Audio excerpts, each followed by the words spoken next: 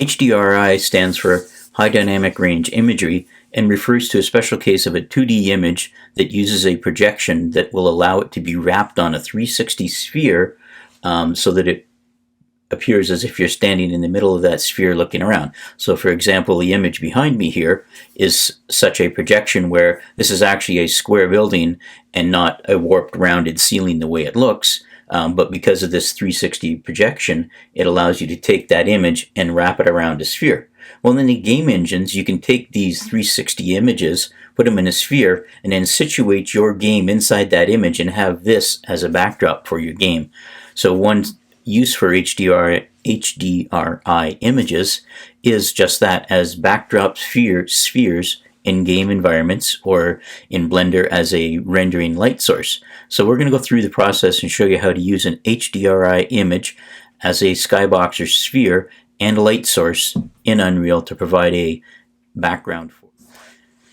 So just like other images, there are open source versions of images and paid sources for images, HDRI images, and one of the more popular ones is a site called hdrihaven, which has more recently been renamed to palyerstart and also has PBR textures, which we talked about previously. So let's switch over to our other screen here. We'll have a look at, if I just do hdrihaven, it should redirect me to the new palyerstart site.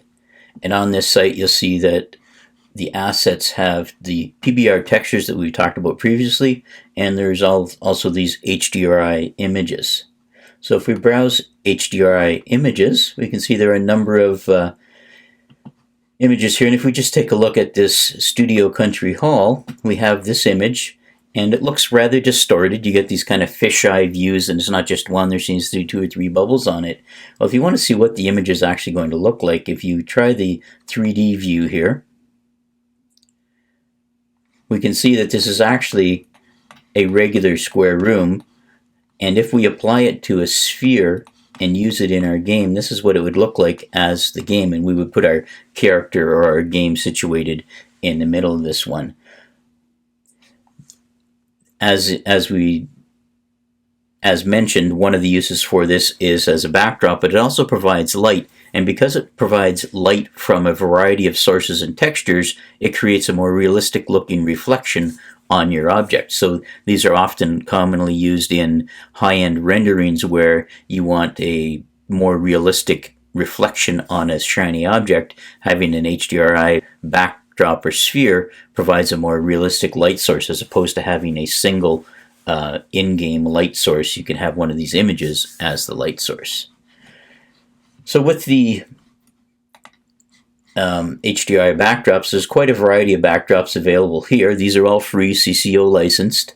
You can get into sites that have paid versions of HDRI images as well if you're looking for something specific.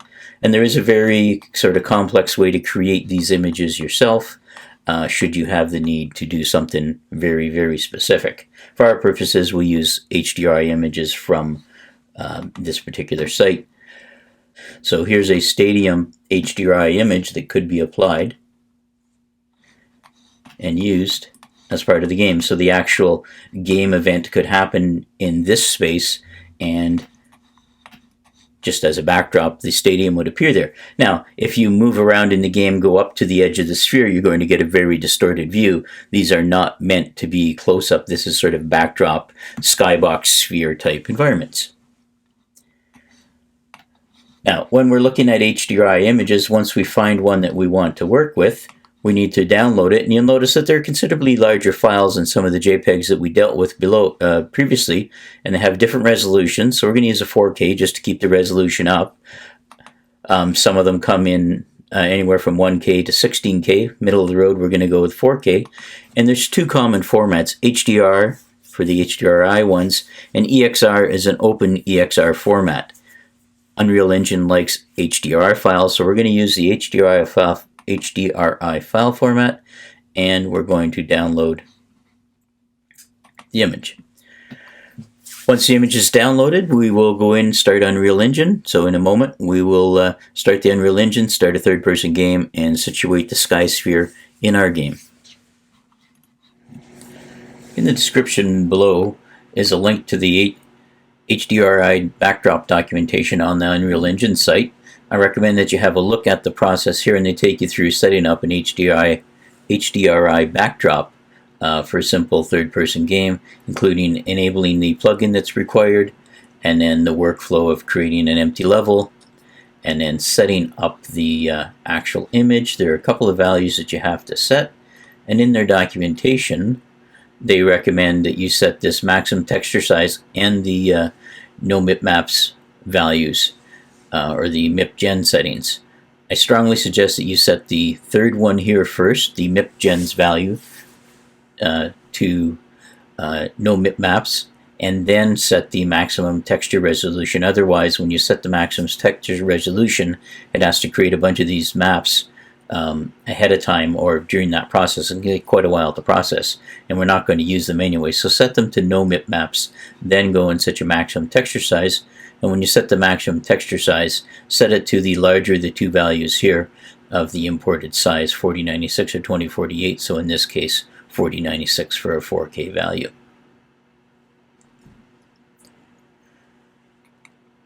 So we're going to run through and set up a sample project. We're going to use the default third-person template. So games, next, third-person template. We will call it HDRI test. And it's going to be blueprint. Quality is going to be scalable 3D or 2D.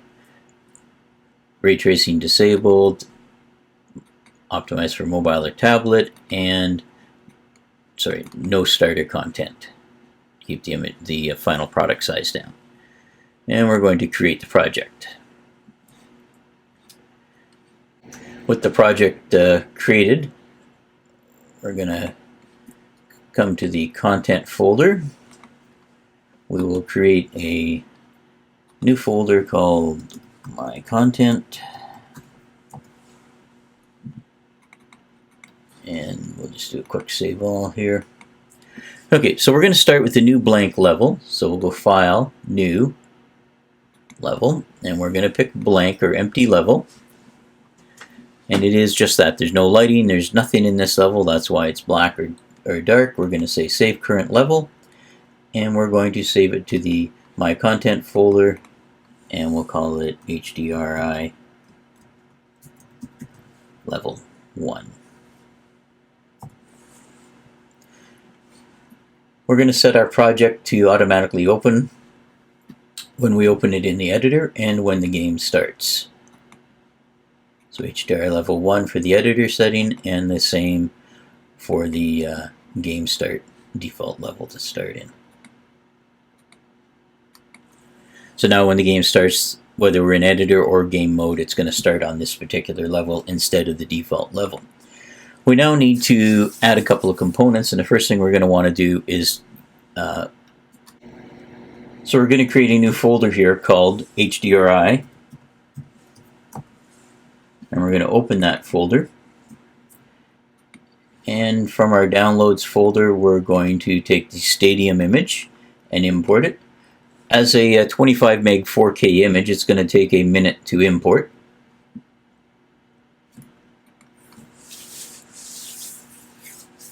So that's one part of the setup. The other part of the setup that we need to do before we can use the HDRI image is we need to enable the HDRI plugin. So under Plugins,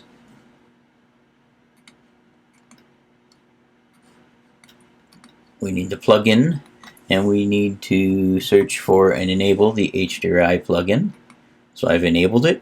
It's given me the, or requires me to do restart, so I will do the restart. I'm going to save the work that we've done. It's going to do a restart for us. And with our restart, we should be back in the game. And it should automatically open to the level that we had, which is our HDRI test level, or HDRI level 1. So now we still have a blank level, and it's black because there's no light sources or anything in there, and there's no objects. It's completely empty. So we're going to actually add HDRI backdrop. So we're going to do a search here and we're going to drag it in, and it defaults to using one of the default maps that are built into the system, in this case this particular field. We're going to position it at 0, 0, 0, 0, so it's in sort of the center of the world, and if we look around here we can see it's simply a field. Now, HDRI backdrops are simply backdrops. There's no mesh to them, so there's no collision environments. And if we started to play the game here, you'd see that our character simply falls through the mesh because there is no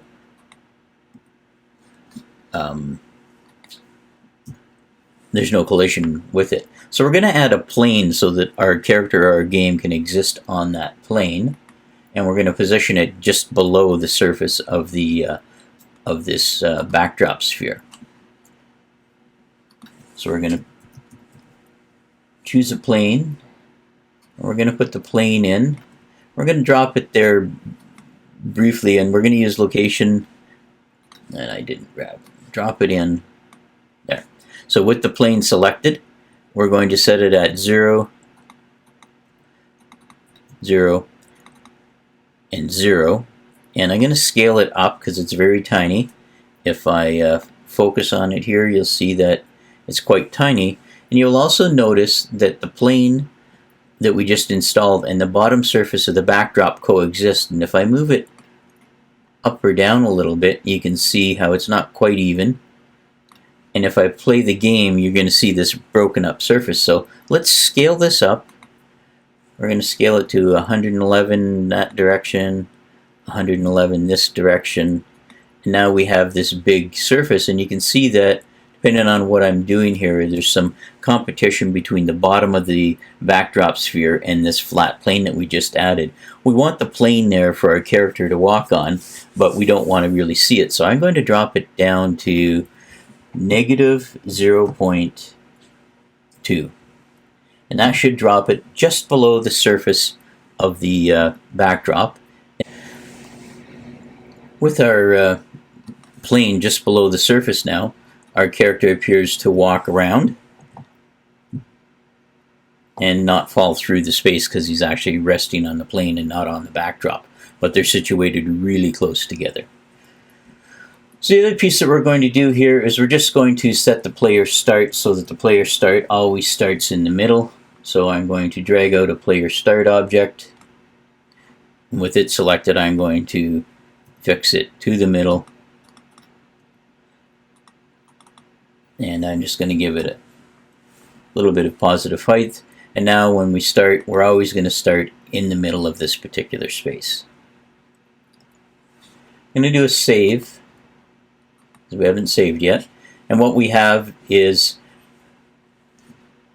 our sphere, and if we zoom out, highlight the HDRI backdrop, F to focus, you can see the actual sphere. You can see the white edges of the plane that I placed just below the sphere, and if we look at the player start object, I seem to have two here, I dropped it in twice.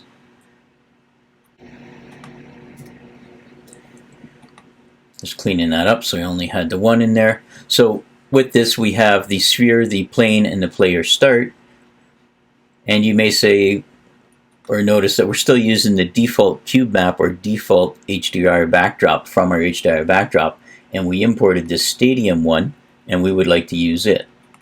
So with the stadium HDRI, double click on it, and we want to do this in a slightly different order than what they described in the Unreal Engine documentation. Instead of setting the maximum texture first, we're going to set the MIP map value setting first. So if we go MIP, and under this MIP gen settings, they tell you to set it to no MIP maps. So it's not going to generate these particular map options when we do the next step. And the next step is to set the texture. And I'm just using the search here at the top. Instead of scrolling up and down through the details, I'm using the search, and here's the maximum texture size. And the notes tell you to set it to the larger the two values that are indicated here for the imported size. So in this case it'll be 4096. If you do these in reverse order, when you set this to 4096, it's going to take your system many minutes to process the image and create those mipmaps, and we're not going to use them. So if you go set the mipmap gen setting to no mipmaps and then set this max res, it's going to be a lot faster process. Do them the other way and you're going to be waiting 10 or 15 minutes for it to generate the mipmaps, especially if you chose an 8K or 16K HDRI image. So those are the two values that we needed to set. We need to do a save. 4K image, take a couple seconds to save, and we're going to close that. So we now need to go back into our game environment, and here we're going to select the HDRI backdrop that we dropped in, and you can see here it's using the approaching storm, just the default one. If we select this, now that we've set those values on our HDRI image, it should now show up in here, and if we look through this, we'll have default textures, and scroll down, we should have one that says Stadium, and here it is here, Stadium 1 at a 4K image. Now when we're looking around our image, our game, we have this particular backdrop, and you notice as you get close to the edge of the sphere there's some distortion, and when I set that plane, it was small enough that I can actually run off the edge of that plane, and I'm now falling below the game. So we have our character, we have a plane set in there, and we have this HDRI backdrop for a custom backdrop image that we want to run the game on. I'm going to do a save again. And one of the benefits to doing this is, you recall that we didn't actually add any light to this. The light is coming from the actual image, and that's what's generating the light. And the benefit of that is it allows us to have some enhanced reflections. So let's add and let's grab a sphere and do the same thing with the sphere. And I've set the sphere basically on the top edge of this of the cube. So with the sphere selected, I'm going to search, and I happen to know that even without the starter content, there is one shiny chrome material as part of the default engine, and I've set that sphere to be the shiny chrome material. And when we play our game now, you can see that we have a much more realistic reflection, and you can even see our character moving around in there, and you can see the rest of the world reflected in that sphere. So HDRI images can be high-resolution images that are used as a sphere or backdrop, and they also provide light in the environment. Now we can add additional light to the environment, but this saves or gives you a much more realistic reflection. So a quick example of HDRI images, which are just 2D images with a 360 projection, so they have this warped view when you look at them when they're stretched out flat, but if you wrap them around a sphere, they actually look like a proper environment.